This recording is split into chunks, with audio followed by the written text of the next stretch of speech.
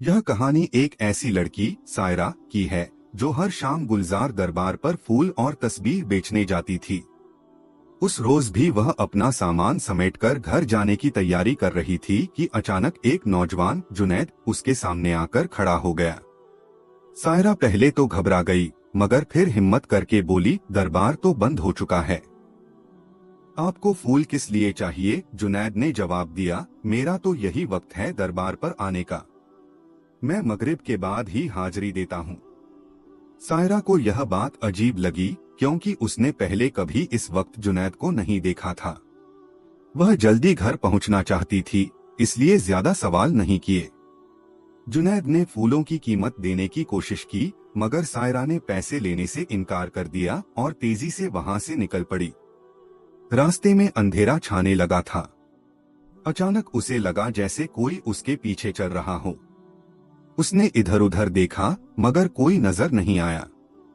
तभी एक गहरी आवाज गूंजी, अपना दुपट्टा ठीक करो। सायरा ठिठक गई। उसने घबराकर दुपट्टा संभाला और तेजी से घर की ओर बढ़ गई। घर पहुंचते ही सायरा ने दरवाजा जोर से खटखटाया। अम्मी ने दरवाजा खोला और उसका डरा हुआ चेहरा देखकर परेशान हो गई। क्या हुआ बेटी, इतनी घबराई क्यों हो? मगर सायरा ने कुछ नहीं बताया। उसे डर था कि अगर उसने सच बताया तो अम्मी उसे फिर काम पर नहीं जाने देंगी। उसने बस इतना कहा, अम्मी आप ही कहती हैं कि मगरिब के बाद घर लौट आना चाहिए। उस रात सायरा को एक डरावना सपना आया।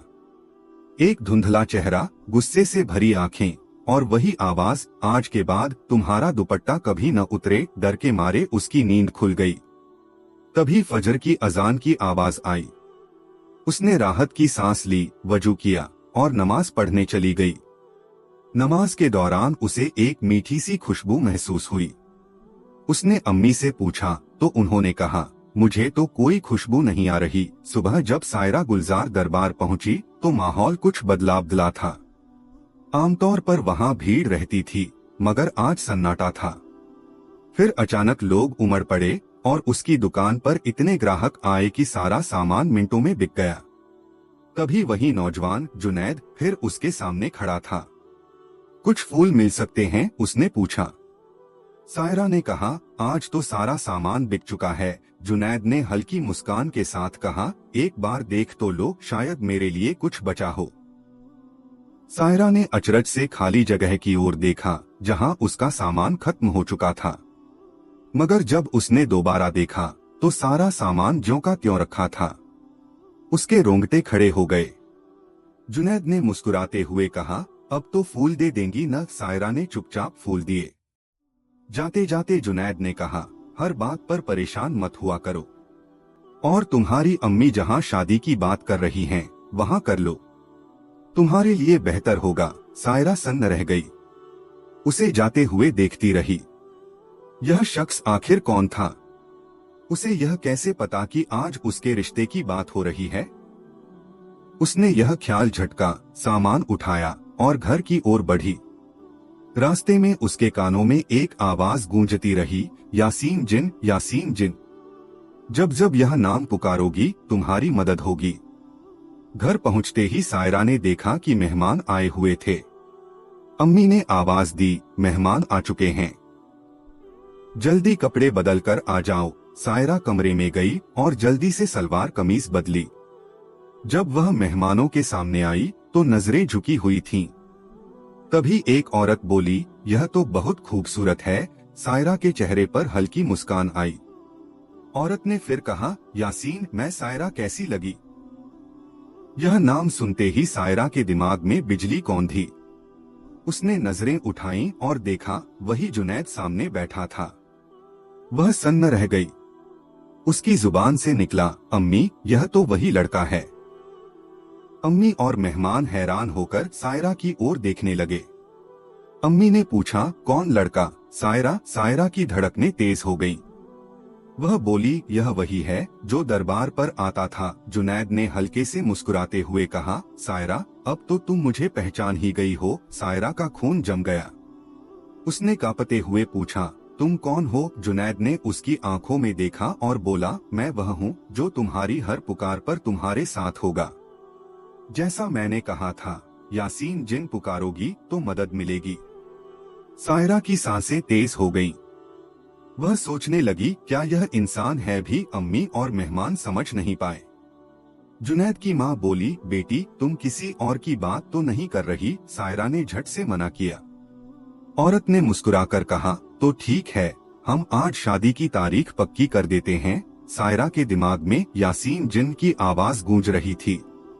उसने फैसला किया कि वह तहज्जुद में अल्लाह से मदद मांगेगी।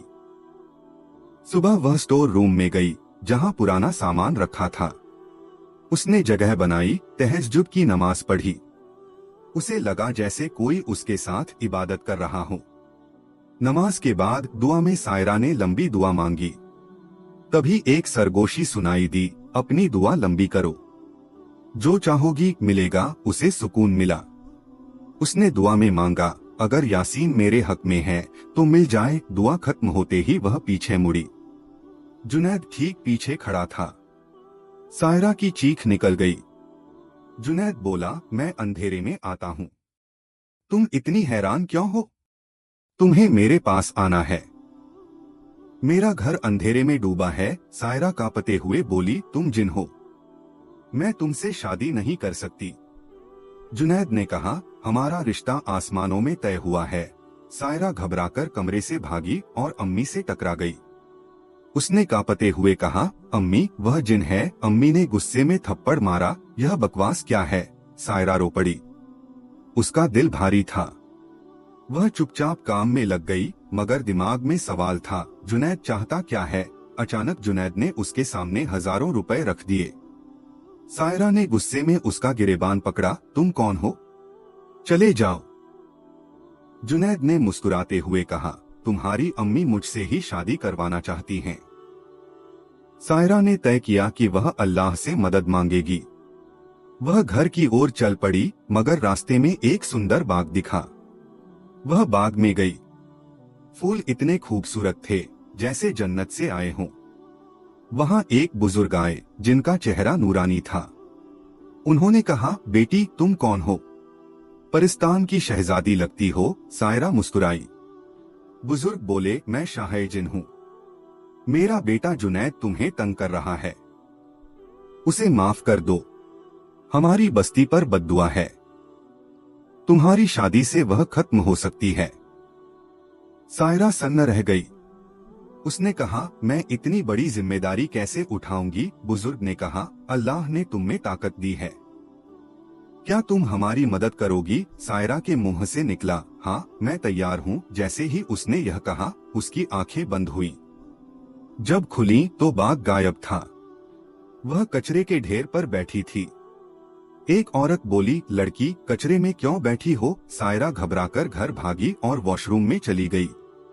सायरा रोते हुए अम्मी को सारी बात बताई। अम्मी बोली, यह क्या हो रहा है? सायरा ने कहा, हमें मौलवी साहब के पास जाना चाहिए। अगली सुबह वे मस्जिद के मौलवी साहब के पास गईं। सायरा ने सब बताया। मौलवी साहब ने कहा, जुमेरात की रात मेरे पास आओ। सायरा ने कुछ दिन काम छोड़ दिया। जुमेरात को मौलवी साहब ने सूरह जिन का वजीफा बताया, जो 7 दिन तहज्जुद में करना था। सायरा ने 7 दिन वजीफा किया। आखिरी दिन उसे सुकून मिला, जैसे कोई बोझ उतर गया। उसने सूरह रहमान की तिलावत शुरू की, जैसा मौलवी साहब ने कहा था। 7वें दिन ख्वाब में जुनैद आया। उसने कहा, अच्छा होता अगर तुम मेरी दुनिया में आती, मगर मैं तुम्हें छोड़ रहा हूँ। तुम्हारी इबादत ने मुझे मोहब्बत सिखाई। स्टोर रूम में एक माला है, उसे पहनो तो मैं आऊंगा। सायरा ने अम्मी और मौलवी साहब को बताया। मौलवी साहब बोले, वह नेक जिन था, हर जुमेरात सूरह जिन पढ़ो। सायरा समझ चुकी थी कि यह कोई बुरा ख्वाब नहीं, बल्कि एक सच्चाई थी। उसकी इबादत और अल्लाह की रहमत पर अब उसे पूरा यकीन था। यह कहानी सिखाती है कि अल्लाह पर भरोसा और इबादत हर मुश्किल से निकाल सकती है। घमंड और डर से ऊपर उठकर नेकी और सच्चाई का रास्ता अपनाना ही असली जीत है।